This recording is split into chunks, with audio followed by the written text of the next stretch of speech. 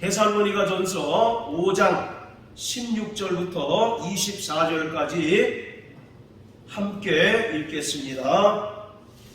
시작. 항상 기뻐하라. 쉬지 말고 기도하라. 범사에 감사하라. 이는 그리스도 예수 안에서 너희를 향하신 하나님의 뜻이니라. 성령을 소멸치 말며 예언을 멸시치 말고 범사에 헤아려 좋은 것을 취하고 악은 모든 모양이라도 버리라. 평강의 하나님이 친히 너희로 온전히 거룩하게 하시고 또 너희 온 영과 혼과 몸이 우리 주 예수 그리스도 강림하실 때에 흠없게 보존되기를 원하노라. 너희를 부르신 이는 미쁘시니 또 그가 또한 이루시리라. 아멘.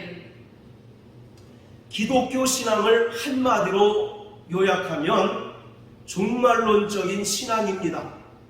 초대교회는 예수 그리스도의 부활을 믿고 그의 재림을 기다리는 종말론적인 신앙 공동체였습니다.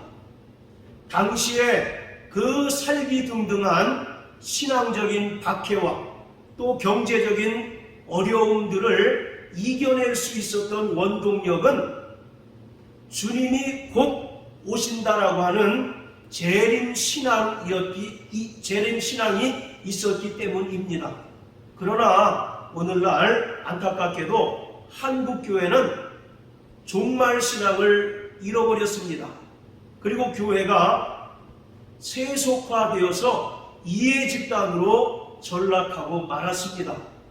예수의 부활을 믿고 재림을 기다리는 성도들의 모임으로서의 교회가 아니라 신자라고 하는 고객을 만족시키기 위한 기업형 교회로 전락한 것이 아닌가 하는 생각이 들 정도로 변질되었습니다.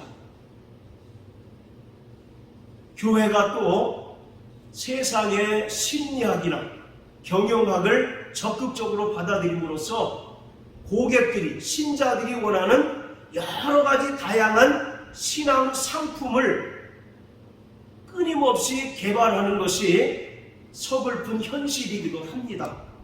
또 목회자들이 성경 말씀을 목회의 도구로 사용하게 되었습니다. 그래서 신앙의 이름으로 잘 포장은 되었지만 결국 그 속에는 성도들이 원하는 세상적인 성공주의 또는 기복주의를 부추기는 요소가 다분하고 또 그러한 설교들이 인기 있는 설교로 많은 사람들에게 들려지고 있는 것이 현실이기도 합니다. 자, 이렇게 종말신앙을 잃어버렸고 또 종말을 전하지 않는 교회가 어떻게 하면 다시 회복될 수 있을까요? 특별히 오늘 데살로니가 전서는 사도 바울이 쓴 최초의 서신입니다. 당시에 데살로니가 교회는 재림신앙에 대한 오해가 있었습니다. 그래서 바울은 이 데살로니가 전서를 통해서 당시 데살로니가 교회에 있었던 재림에 대한 오해, 또 잘못된 재림신앙을 바로잡기 위해서 이 책을 쓰게 된 것입니다. 예수 그리스도의 재림을 기다리던 데살로니가 교회가 성도들이 이 세상을 떠나기 전에 예수가 재림할 것으로 믿었지만 예수는 오지 않고 그동안의 성도 중 일부가 이 세상을 떠나게 되었습니다. 그래서 이렇게 예수님의 재림 전에 세상을 떠난 성도들이 과연 어떤 운명을 맞이할까라고 하는 염려와 걱정들이 교회에 쌓이기 시작했던 거죠. 그래서 사도 바울은 이러한 재림에 대한 오해를 바로잡고 올바른 종말신앙을 가르치기 위해서 데살로니가 전서를 기록했고 그리고 몇 달 후에 데살로니가 후서를 기록하게 된 것입니다. 자, 우리 4장을 다 같이 한번 보세요. 4장 13절부터 18절까지 한번 읽어보시겠습니다. 시작. 형제들아, 자는 자들에 관하여는 너희가 알지 못하기를 우리가 원치 아니하노니 이는 소망 없는 다른 이와 같이 슬퍼하지 않게 하려 함이라. 우리가 예수에 죽었다가 다시 사심을 믿을진대 이와 같이 예수 안에서 자는 자들도 하나님이 저와 함께 데리고 오시리라. 우리가 주의 말씀으로 너희에게 이것을 말하노니 주 강림하실 때까지 우리 살아남아 있는 자도 자는 자보다 결단코 앞서지 못하리라. 주께서 호령과 천사장의 소리와 하나님의 나팔로 치니 하늘로조차 강림하시리니 그리스도 안에서 죽은 자들이 먼저 일어나고 그 후에 우리 살아남은 자도 저희와 함께 구름 속으로 끌어올려 공중에서 주를 영접하게 하시리니 그리하여 우리가 항상 주와 함께 있으리라. 그러므로 이 여러 말로 서로 위로하라. 자, 13절 보시면 그들이 세상을 떠나기 전, 즉 죽기 전에 예수님의 재림이 이루어질 것으로 믿었어요. 그런데 재림이 있기도 전에 몇몇 성도들이 세상을 떠나자 저들은 과연 어떻게 될 것인가? 구원받을 수 있을까? 또 하나님의 나라에 들어갈 수 있을까라고 하는 그런 많은 오해, 걱정들이 있었던 거죠. 그래서 13절에 뭐라고 얘기하냐면 자는 자들에 관하여 너희가 알지 못한다라고 이렇게 얘기합니다. 그러면서 그들이 슬퍼하지 말아라 이렇게 이야기하고 있습니다. 그러면서 14절에 예수에 죽었다가 다시 사심을 믿을진대 이와 같이 예수 안에서 자는 자들, 예수 안에서 자는 자들이 누굽니까? 믿음을 가지고 죽은 자들을 이야기하는 것입니다. 자, 이와 같이 예수의 재림이 있기 전에 구원받은 상태에서 죽은 자들도 장차 예수님께서 영광 중에 재림하실 때 부활의 몸을 통해서 공중에서 주님을 뵙게 될 터이니까 너희가 걱정하지 말라. 이와 같이 바울이 당시에 데살로니가 성도들이 가지고 있었던 재림에 대한 오해들, 잘못된 재림의 문제에 대해서 올바르게 가르쳐주고 있습니다. 무엇보다 당시 데살로니가 교회 성도들의 문제는 뭐냐면 예수님의 그 재림을 임박했다라고 이와 같이 스스로 단정을 지으면서 임박한 예수님의 재림에 대한 기대로 인해서 현실의 삶을 전혀 도외시하고 현실의 삶에 충실하지 못한 그런 자들이 많았다라는 것입니다. 다시 말하면 예수님이 곧 오실 터인데 또는 예수님이 이미 왔는데 우리가 직장에 다녀서 무엇하고 또 가정생활이 무슨 필요가 있겠느냐라고 생각함으로써 일도 하지도 않고 또 가정을 제대로 돌보지 않는 사람들이 대단히 많았다는 겁니다. 그리고 또 어떤 이들은 예수를 믿으면서도 여전히 과거에 잘못된 습관을 따라서 부도덕한 생활에 빠진 자들이 있었습니다. 그래서 사도 바울은 이 데살로니가 전후서를 통해서 주의 날이 도적과 같이 임할 터이니 그러므로 너희는 늘 깨어서 근신하며 항상 하나님의 말씀을 통해서 거룩하고 깨끗한 삶을 살 뿐만 아니라 과거의 습관과 세상 문화와 완전히 단절하고 현실의 삶에 충실하고 더 나아가서 재림신앙으로 무장해야 할 것을 권면하고 있습니다. 자, 4장 4절부터 우리 6절까지를 한번 다 같이 보세요. 자, 시작. 각각 거룩함과 존귀함으로 자기 아내를 취할 줄을 알고 하나님을 모르는 이방인과 같이 세욕을 쫓지 말고 이 일의 분수를 넘어서 형제를 해하지 말라. 이는 우리가 너희에게 미리 말하고 증거한 것과 같이 이 모든 일에 주께서 신원하여 주심이라. 당시에 데살로니가라고 하는 지역은 성문화가 대단히 문란한 그런 지역이었습니다.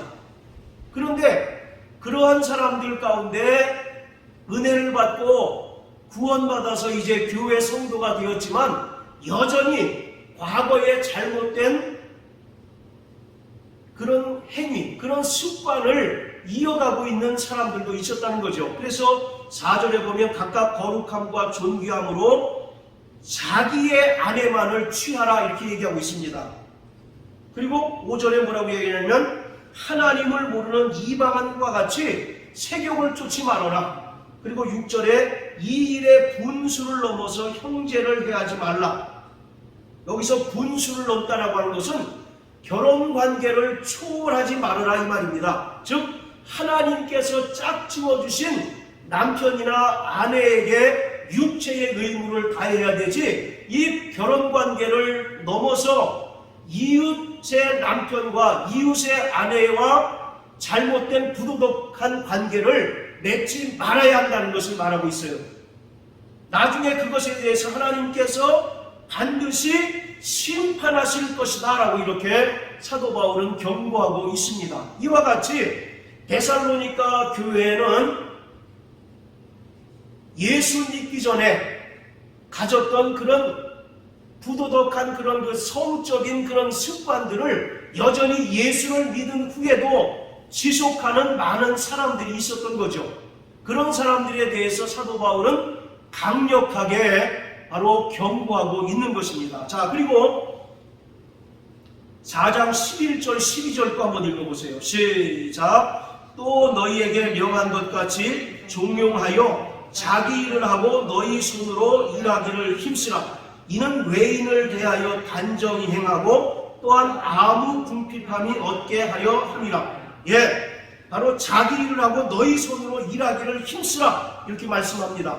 아까도 말씀드렸던 것처럼 예수님의 재림이 곧 이루어질 터인데 우리가 직장은 다녀서 무엇하고 가정생활은 해서 무엇하느냐라고 이와 같이 전혀 현실의 삶을 무시하고 또 현실의 삶에 충실하지 못한 그러한 사람들이 있었다는 겁니다. 그래서 그러한 자들을 통해서, 그러한 자들을 향해서 자기 일을 하고 너희 손으로 일하기를 힘쓰라. 그리고 12절에 보면 이는 외인을 대하여 단정히 행하고, 이 말은 외인이란 말은 불신자들입니다. 불신자들에게 덕이 되게 하라는 겁니다. 쉽게 얘기해서 예수 믿고 또 예수님의 재림이 임박했다라고 해서 이 세상 현실적인 삶을 전혀 신경 쓰지 않고 내팽개치면 불신자들이 그것을 좋게 보지 않을 것 아니겠습니까? 그래서 불신자들이 좋게 보도록 너희가 재림을 소망하며 기다리는 건 좋은데 현실적인 삶에도 충실하고 자기 직업이나 또는 가정에도 충실해야 된다라고 이렇게 사도 바울이 말하고 있는 것입니다. 자, 그리고 데살로니가 후서 3장을 다 같이 한번 보세요. 여긴 또 더욱더 이제 강력하게 경고하고 있습니다. 자, 10절부터 12절까지 다 같이 읽습니다. 시작. 우리가 너희와 함께 있을 때에도 너희에게 명하기를 누구든지 일하기 싫어하거든 먹지도 말게 하라 하였더니 우리가 들은즉 너희 가운데 규모 없이 행하여 도무지 일하지 아니하고 일만 만드는 자들이 있다 하니 이런 자들에게 우리가 명하고 주 예수 그리스도 안에서 권하기를 종용이 일하여 자기 양식을 먹으라 하노라. 자, 11절 보세요. 도무지 일을 하지 않고 일만 만드는 자들이 있다는 겁니다.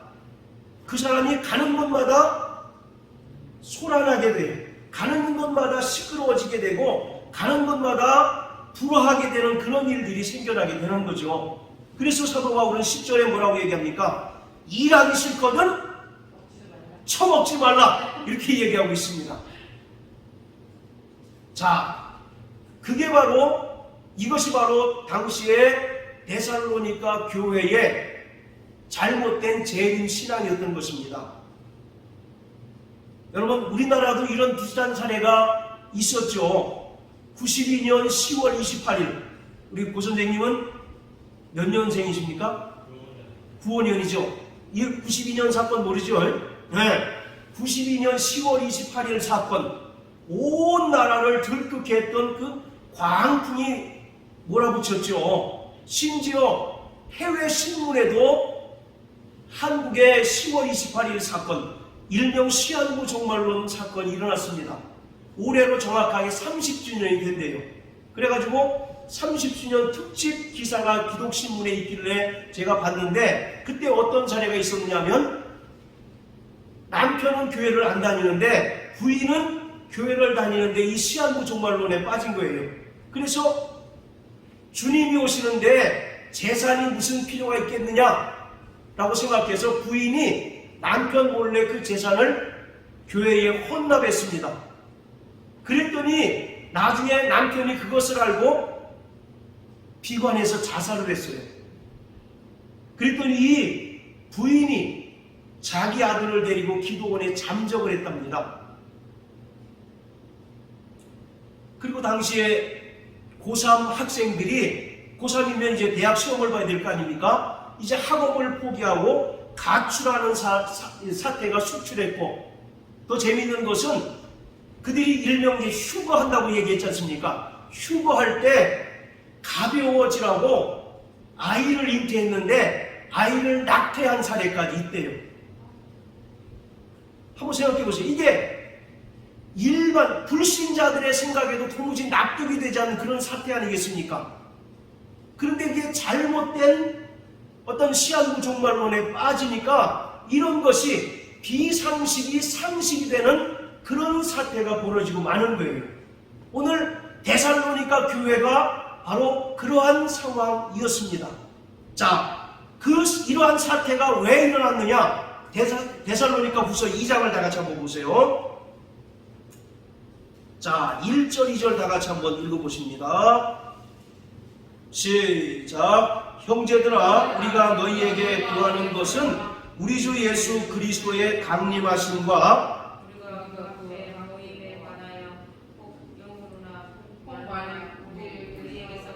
하는 편지로나 주의 날이 이르렀다고 수히 동심하거나 두려워하거나 하지 아니할 그것이라.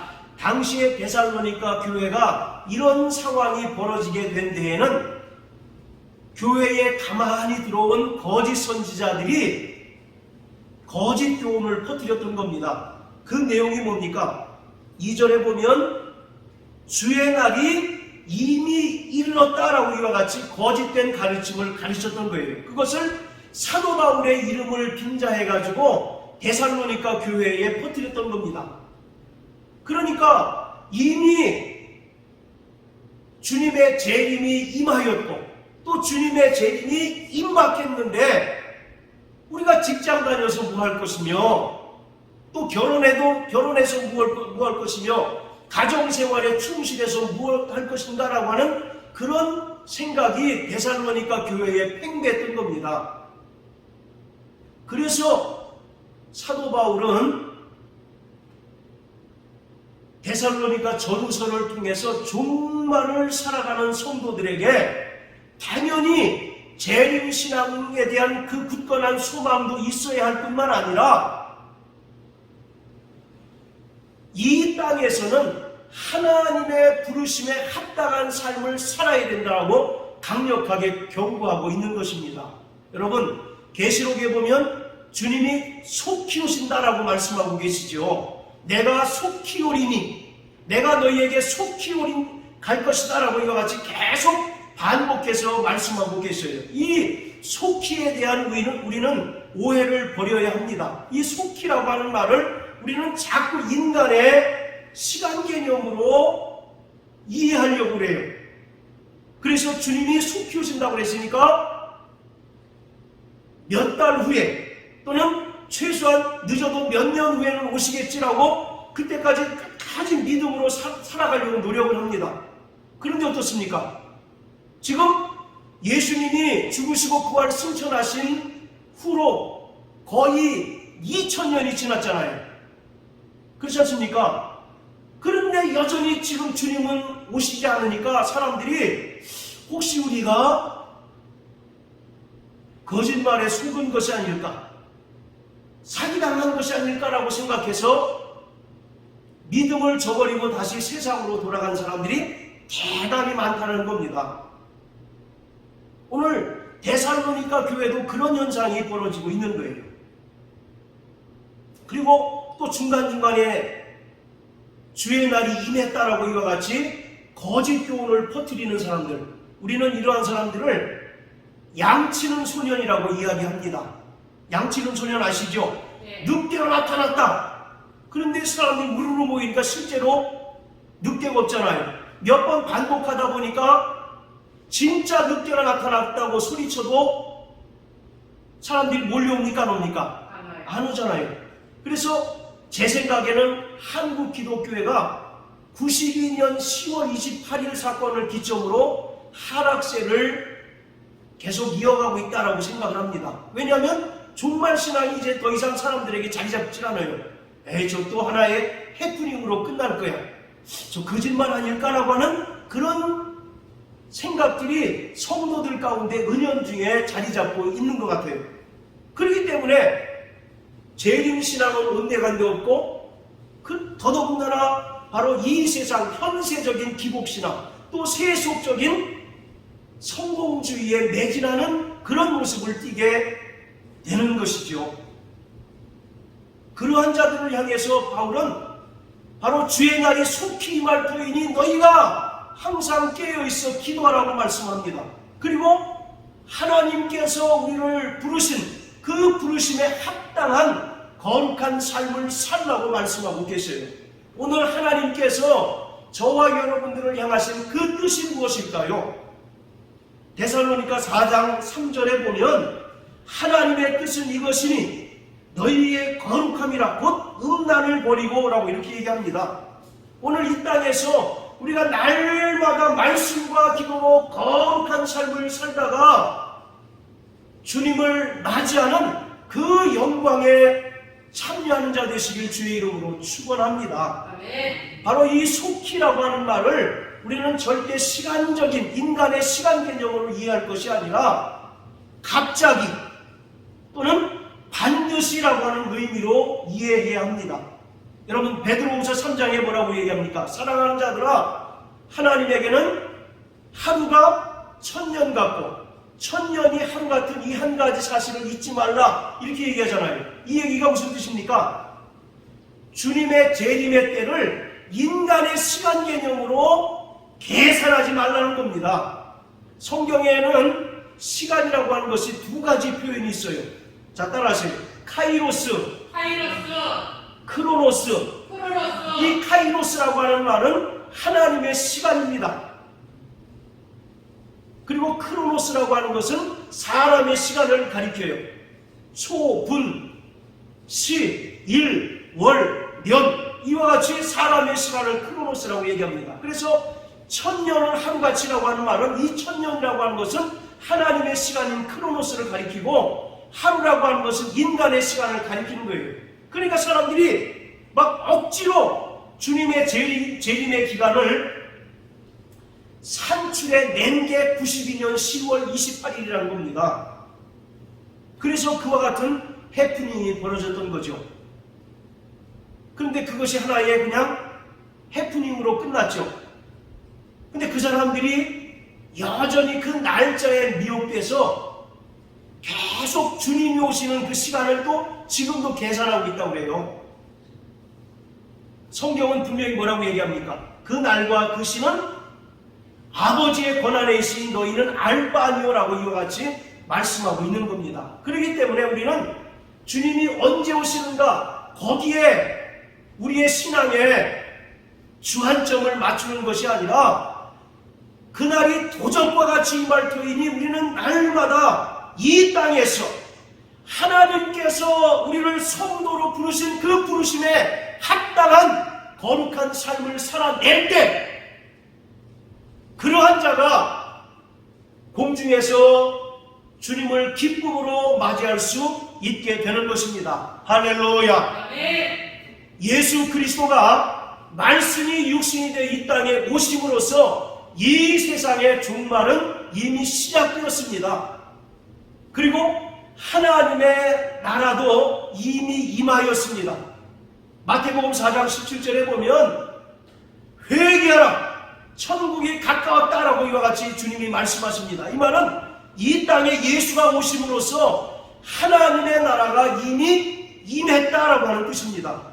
그리고 마태복음 12장 28절에 보면 너희가 성령을 힘입어 귀신을 내어 쫓은 것이면 하나님의 나라가 너희에게 이미 임하였다라고 말씀하고 계세요.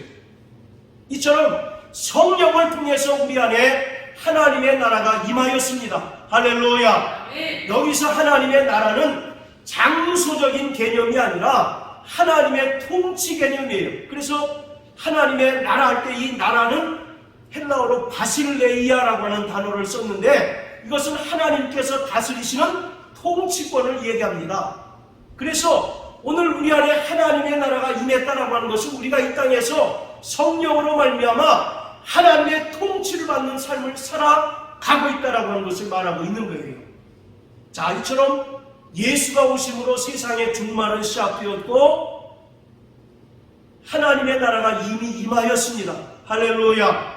자, 그렇지만 장차 임할 완성된 하나님의 나라는 아직 도래하지 않았습니다.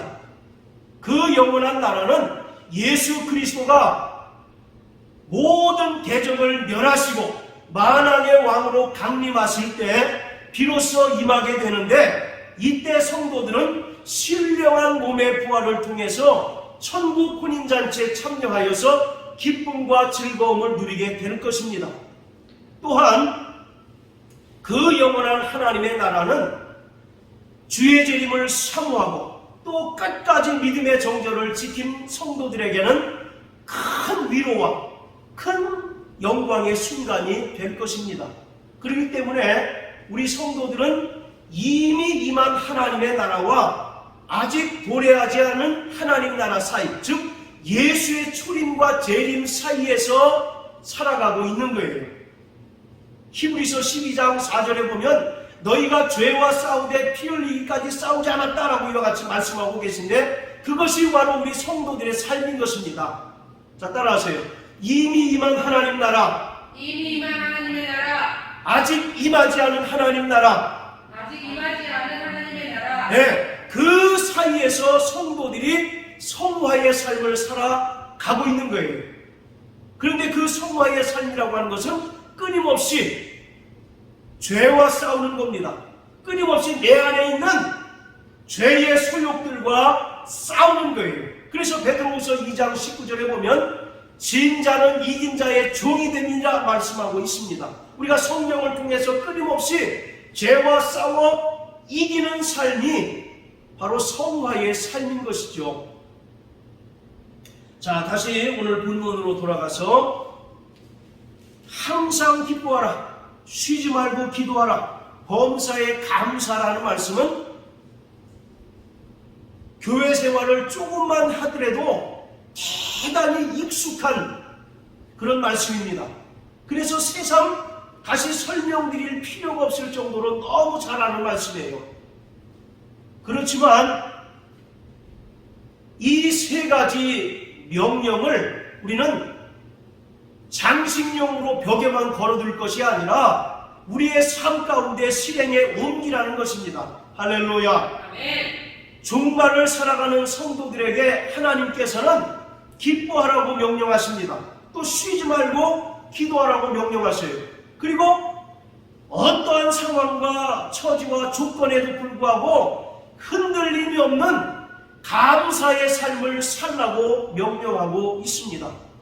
이 세 가지 권면은 우리를 향하신 하나님의 뜻입니다. 또 우리를 향하신 하나님의 명령이에요. 그러면 우리가 이것을 선택할 권한이 있습니까? 없습니까? 없지요. 명령이니까 우리는 항상 기뻐해야 하고 또 쉬지 말고 기도해야 하고 범사에 감사해야 하는 거예요. 그래서 18절에 보면 이는 그리스도 예수 안에서 너희를 향하신 하나님의 뜻이다 라고 말씀합니다. 첫 번째, 항상 기뻐하라고 말씀합니다. 기쁨이 기도보다 우선하는 것을 여러분 잘 명심하십시오. 왜 기쁨이 기도보다 우선해야 할까요?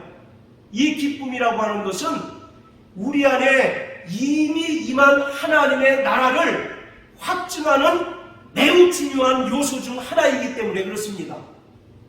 우리 안에 하나님의 나라가 임했다라고 그러니까 사람들은 우리가 기분이 좋으면 하나님의 나라가 임했고, 또 기분이 우울하고 슬프고 또 우리가 하는 일마다 안 되면 하나님의 나라가 떠났는가라고 이렇게 오해할 수 있다는 거죠. 그렇기 때문에 이미 임한 하나님의 나라를 확증할 수 있는 요소가 있어야 되는데, 그것을 성경은 의와 평강과 희락이라고 말씀합니다. 자, 우리 푸셔놓으시고 로마서 14장 다 같이 한번 보세요.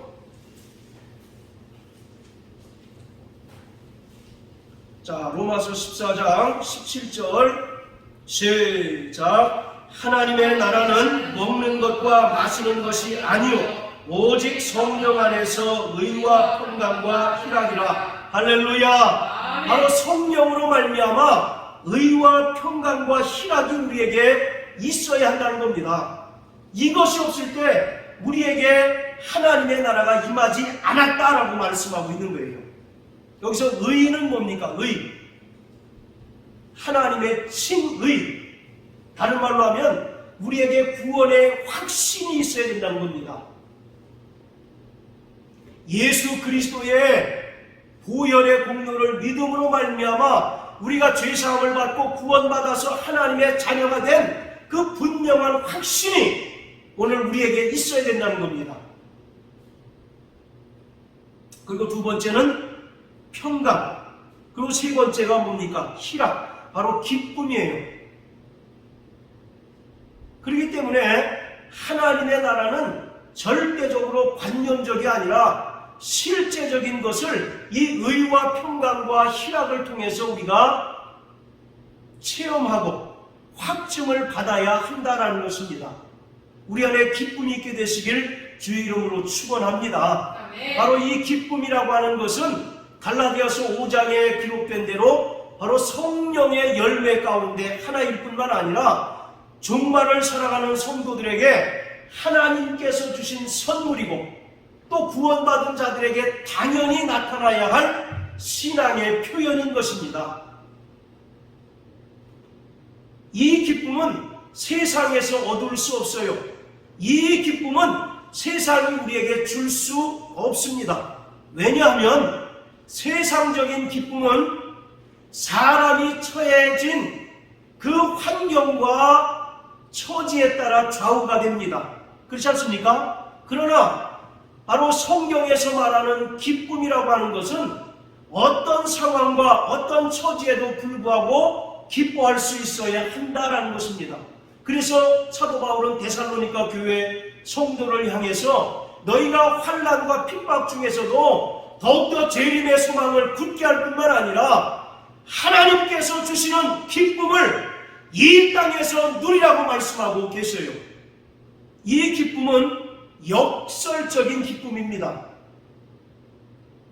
마태복음 5장 11절 12절 우리 김집사님 한번 찾아서 읽어주세요. 마태복음 5장 11절 12절 나머지 분들은 잘 들으시기만 하십시오.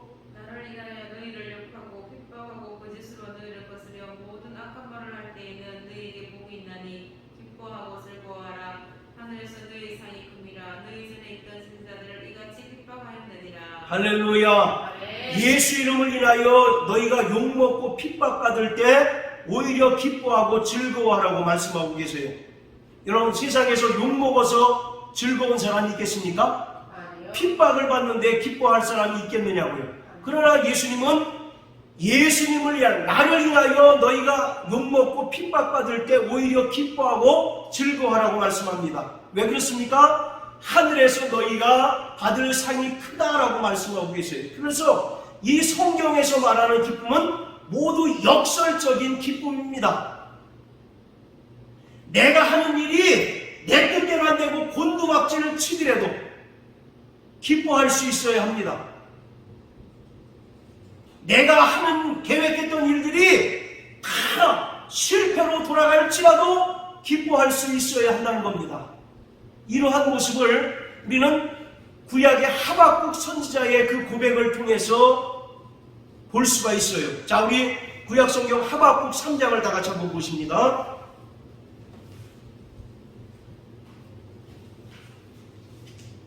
자, 하박국 3장 17절, 18절 우리 다 같이 한번 읽습니다. 시작. 비록 무화과 나무가 무성치 못하며 포도나무에 열매가 없으며 감람나무에 소출이 없으며 밭에 식물이 없으며 우리의 외양간에 소가 없을지라도 나는 여호와를 인하여 즐거워하며 나는 구원의 하나님을 인하여 기뻐하리로다. 할렐루야.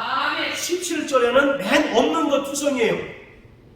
무화과가 없고 포도나무가 없고 감람나무가 소출이 없고 그리고 외양간에 소와 양이 없어도 전부 없는 것 투성입니다. 이거는 이스라엘 백성들에게 가장 필요한 것들 아니겠습니까? 무화과 그리고 포도나무, 감람나무 그리고 외양간의 소와 양, 이것은 모든 것을 완전히 다 뺏긴 상태예요. 그럴지라도 18절에 하박국은 여호와를 인하여 즐거워하고 구원의 하나님을 인하여 기뻐하리로다. 할렐루야. 오늘 우리의 신앙은 그리 아니하실지라도입니다. 오늘 우리의 뜻대로 일이 안 풀릴지라도 우리는 정말 구원의 하나님을 인하여 기뻐하고 내가 받은 그 구원의 은혜에 감사할 수 있는 그 믿음이 진짜 믿음인 것이죠. 오늘 이러한 믿음이 저와 여러분들에게 있게 되시길 주의 이름으로 축원합니다. 그리고 오늘 데살로니가 5장은 두 번째, 쉬지 말고 기도하라고 말씀합니다. 기도는 성도들의 삶에서 필수적인 요소입니다. 누가복음 18장 1절에 보면 예수님께서 불의한 재판관의 비유를 통해서 항상 기도하고 낭망치 말아야 할 것을 비유로 말씀하셨다 이렇게 얘기합니다. 그리스도인들은 기도하지 않으면 낭망할 수밖에 없어요. 그리스도인들은 기도하지 않으면 이 땅에서 시험 당할 수밖에 없고 믿음을 포기할 수밖에 없는 그런 환경에 몰릴 수밖에 없습니다. 그렇기 때문에 예수님은 항상 기도하라는 거예요. 낭망치 말고 기도하라고 말씀하고 있습니다. 기도하는 자는 결코 낭망하지 않고 기도하는 자는 결코 시험에 들지 않습니다. 자, 그런데 여기서 쉬지 말고 기도하라고 말씀합니다. 따라하세요. 쉬지 말고 기도하라. 쉬지 말고 기도하라. 이게 무슨 뜻일까요? 만사를 제쳐놓고 기도에만 몰두해라 그런 뜻입니까? 그리고 어떤 특정한 장소, 특정한 시간을 정해서 기도하라 그런 얘기입니까?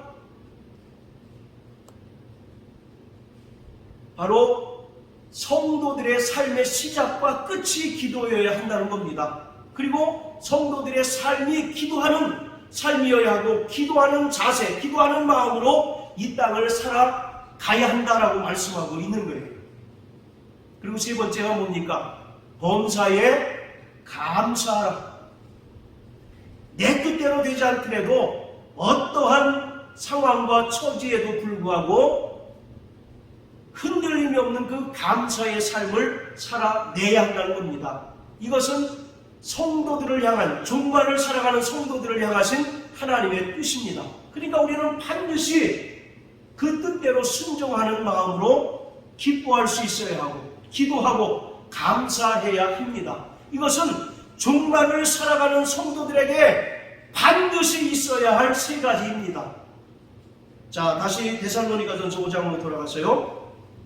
자, 그런데 우리가 이 말씀까지는 너무 익숙하고 잘 알죠. 자, 그런데 19절, 20절 한번 읽어보세요. 19절, 20절. 자, 시작. 성령을 소멸치 말며 예언을 멸시치 말며. 자, 이 얘기는 성령의 역사를 거역하지 말아라. 그리고 성령의 다양한 은사를 제한하지 말라는 겁니다. 자, 19절에 보면 성령을 소멸치 말며 성령의 은사를 꺼뜨리지 말라는 겁니다. 자, 여기 딱 표시해 놓으시고 디모데후서 1장 한번 보세요. 디모데후서 1장.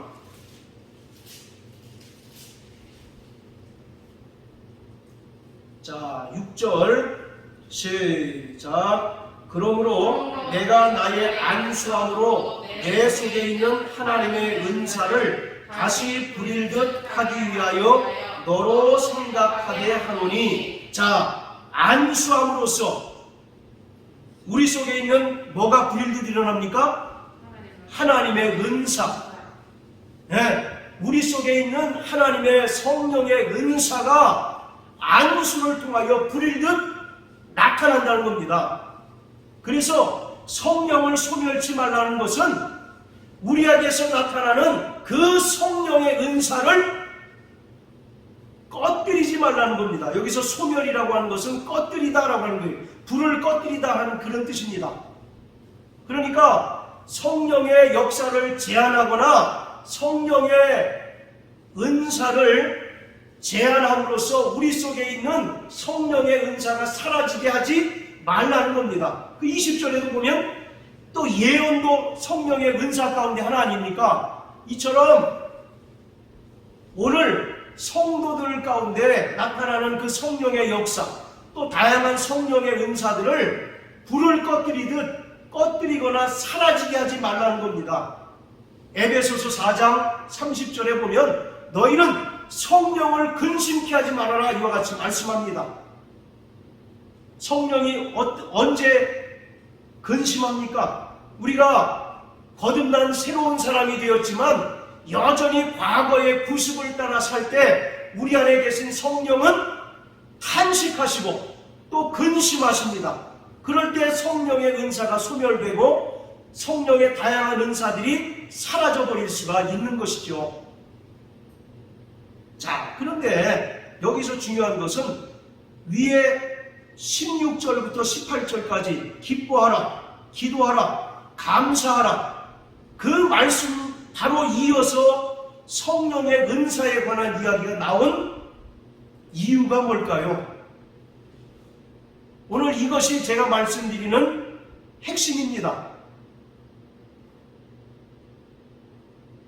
성도들이 기뻐하지 않고 기도하지 않고 감사하지 않으면 우리 속에 내주하시는 성령의 역사가 제한당하고 성령의 은사가 꺼진 불과 같이 완전히 사라질 수 있다라는 얘기입니다. 그렇게 되면 우리는 성령의 도움을 받을 수 없죠. 그리고 성령의 충만함을 유지할 수가 없습니다. 그것으로 끝나면 그나마 다행이지만 우리가 성령 충만하지 않을 때 우리 안에 성령의 열매가 당연히 맺히지 못하겠지요. 자, 그러면 성령의 열매가 맺히지 못하면 우리에게 어떤 일이 벌어집니까? 우리가 육체의 소욕대로 살아갈 수밖에 없다는 겁니다. 자, 갈라디아서 5장 한번 보십시오.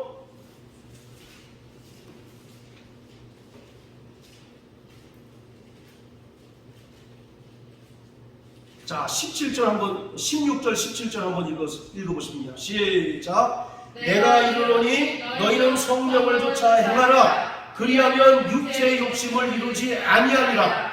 육체의 소욕은 성령을 거스리고 성령의 소욕은 육체의 이 둘이 대적함으로 너희의 원하는 것을 하지 못하게 하려 함이니라. 우리 안에 성령의 소욕과 육체의 소욕이 있다는 겁니다. 그 둘이 서로 갈등 관계에 있어서 우리가 원하는 것을 하지 못하게 한다는 거죠. 성령의 소욕은 성령의 열매를 맺게 합니다. 반대로 육체의 소욕은 19절부터 나오는 육체의 열매를 맺게 해요. 그렇기 때문에 우리가 성령 충만하지 못함으로써 성령의 열매를 맺지 못하면 우리 안에서 어떤 열매가 맺혀지는 겁니까? 육체의 열매가 맺혀지게 되는 거예요. 즉 육체의 소욕을 따라 살아가게 되는 겁니다. 자, 우리 고선생님 19절부터 21절까지 한번 큰 소리로 읽어주세요. 육체의 맹세한 이구 은행과 더러움과 흑색과 우상숭배와 실수와 억지를 내는 것과 분쟁과 시기와 분쟁과 당짓는 것과 불리함과 미련과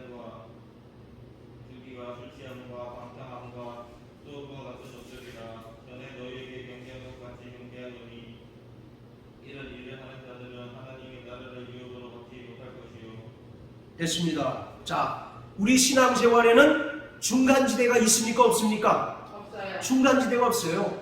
성령의 소욕을 따라서 성령의 열매를 맺지 않으면 우리가 육체의 소욕을 따라 살아감으로써 육체의 열매를 맺게 된다는 겁니다. 그런데 금방 읽은 것처럼 육체의 열매를 맺는 삶은 21절에 보면 하나님의 나라를 유혹으로 받지 못한다라고 이렇게 얘기합니다.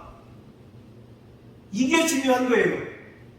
단순히 우리가 기뻐하고 기도하고 감사한 것이 중요한 것이 아니라 그것이 왜 우리에게 필요한가? 우리에게 기쁨이 사라지고 기도가 나오지 않고 감사가 사라지게 되면 내 안에 계신 성령이 또 성령의 은사가 꺼져버리게 된다는 겁니다.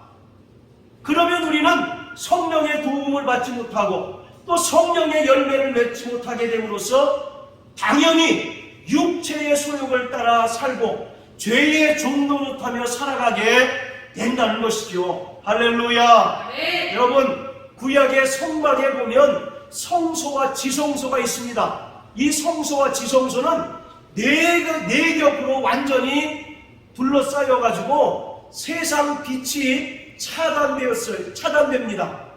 그런데 유일하게 성소와 지성소를 밝혀주는 역할을 하는 것이 바로 금등잔이에요. 금등잔. 따라서 이 금등잔을 관리하는 제사장은 항상 감람기름을 넉넉하게 준비하고 옆에 놓인 불집게와 불똥 그릇으로 그름을 제거함으로써 최적의 밝기를 유지하도록 저녁부터 아침까지 간검해야 합니다. 자, 우리 출애굽기 27장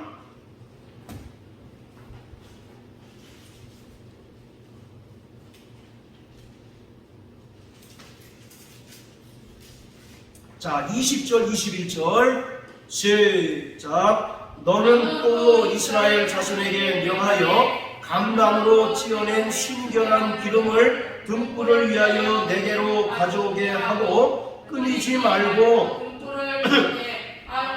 그 아들들로 회막한 증거궤 앞 휘장 앞에서 저녁부터 아침까지 항상 여호와 앞에 그 등불을 간검하게 하라. 이는 이스라엘 자손의 대대로 영원한 규례니라. 할렐루야. 아멘. 바로 등불을 관리하는 제사장은 항상 순결한 기름을 등불을 위해서 넉넉히 준비합니다. 그리고 21절에 저녁부터 아침까지, 이것은 하루를 이야기합니다. 하루를, 저녁부터 아침이라는 것은 하루 온종일 그 등불을 간검하라 이렇게 되어 있습니다. 따라서 간검하다. 간검하다. 간검하라는 말은 항상 온 정성을 다 쏟아서 살피라는 그런 뜻이에요. 왜냐? 이 등불이 꺼져버리면 성소와 지성소는 칠흑과 같은 어둠 속에 휩싸여버리기 때문입니다. 마찬가지로 오늘 우리에게 기쁨이 사라지거나 기도가 사라지고 감사가 사라지면 우리 영혼은 꺼진 불과 같이 되어서 어두컴컴한 상태에 이를 수밖에 없습니다. 마태복음 6장에 보면 눈은 몸의 등불이니 그 눈이 밝으면 온 몸이 밝을 것이요 눈이 어두우면 온 몸이 어두울 것이니 그 어둠이 얼마나 크겠느냐라고 말씀하고 있잖아요. 이처럼 오늘 우리의 영혼을 성령이 환히 밝혀주고 계신데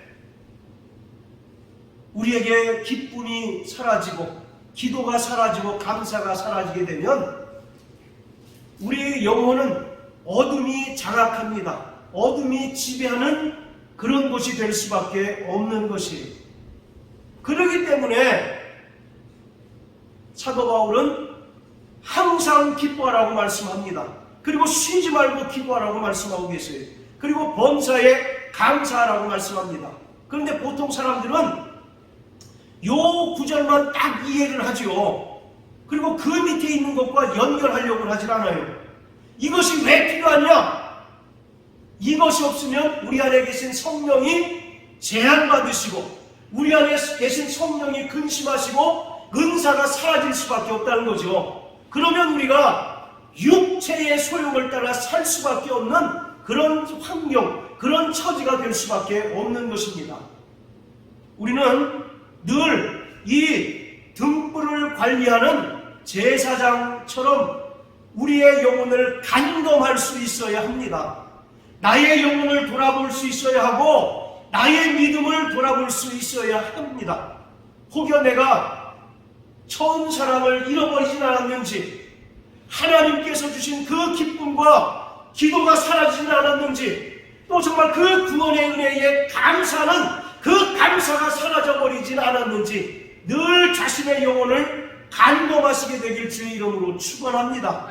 하나님께서는 구원받은 성도들을 이 땅에서 거룩하게 하시고 흠없게 보존하게 하셨다가 영광 중에 주님이 강림하실 때 공중에서 주님을 만나게 하십니다. 그러나 이 땅에 살아가는 성도들이 기쁨과 기도와 감사가 사라지고 더 이상 성령의 인도함을 받지 못할 때 우리는 주님을 만날 길이 어떻게 보면 차단될 수밖에 없는 그런 상황에 놓일 수 있다라는 겁니다. 자, 따라하세요. 나 영혼아, 나의 믿음을 간검하자. 늘 자신의 영적 상태를 돌아보세요. 늘 자신의 영혼의 상태를 간검하시게 되길 바랍니다. 그래서 때로는 강력하게 하나님 앞에 통회하며 자곡하고 또 우리 안에 어느 순간부터인가 기쁨과 감사가 사라졌다면 빨리 회복하시게 되길 주의 이름으로 축원합니다. 이것은 그냥 미사역으로 그냥 좋은 말처럼 덕담처럼 듣지 마시고 하나님께서 이 땅에 종말을 살아가는 성도들을 향해서 하신 경고의 말씀으로 듣고 깨달으셔서 날마다 기뻐하시고 기도하시고 감사하시는 저와 여러분들 되시길 주의 이름으로 축원합니다. 할렐루야.